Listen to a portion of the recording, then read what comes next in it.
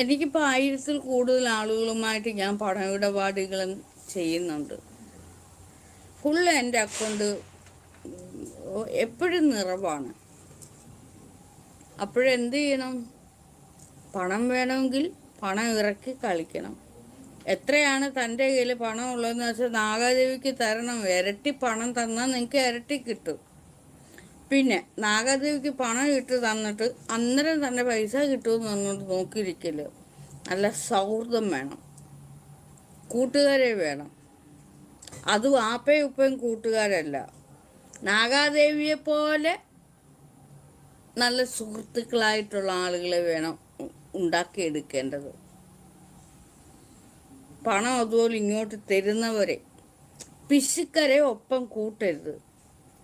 പണത്തിൻ്റെ പേരിൽ തല്ലുകൂടുന്നവരെ കൂട്ടരുത്.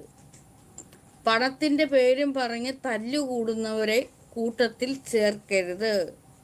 തട്ടിപ്പ്, ഉഡായിപ്പ്, കള്ളത്തരം അങ്ങനെ പറയുന്നവരെ കൂട്ടത്തിൽ കൂട്ടരുത്. സംശയാലുക്കളെ ഒട്ടും കൂട്ടരുത്. പാവപ്പെട്ടവരെ, അതായത് ബുദ്ധിയില്ലാതെ ഉള്ള ദരിദ്രവാസികളെ, ദാരിദ്ര്യം അനുഭവിക്കുന്നവരെ ഒട്ടും കൂട്ടരുത്. പണം കൂട്ടിവെക്കാനായിട്ടുള്ള ബിസിനസ്സുകാരെ കൂട്ടത്തിൽ കൂട്ടരുത്. അതായത് കുന്നുകൂട്ടി പണം ഇങ്ങനെ അട്ടിയെടുക്കി വെക്കുക, അത് ചിലവാക്കത്തില്ല, പിശുക്കര്. അങ്ങനെയുള്ള ബിസിനസ്സുകാരെയും പണക്കാരെയും കൂട്ടത്തിൽ കൂട്ടരുത്. ദാരിദ്ര്യത്തിൽ കിടക്കുന്നവരെ കൂട്ടത്തിൽ കൂട്ടരുത്. കാരണം അവർക്ക് എപ്പോഴും കിട്ടിക്കൊണ്ടേയിരിക്കണം. അവരതെല്ലാം വാങ്ങിച്ച് ഉപയോഗിക്കും, ദാനധർമ്മം ചെയ്യില്ല. ദരിദ്രവാസികൾ എന്താണ്?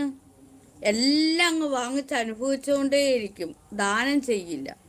അങ്ങനെയുള്ള ദാരിദ്ര്യം പിടിച്ച ഇല്ല എന്തുവാ ഒരുമാതിരിയായി കിടക്കില്ല, അവരൊന്നും കൂട്ടത്തിൽ കൂട്ടരുത്. ഇത്തിരി വീറും വൃത്തിയും മെനയൊക്കെ ഉള്ളവരെ മാത്രമേ കൂട്ടത്തിൽ കൂട്ടാവൂ.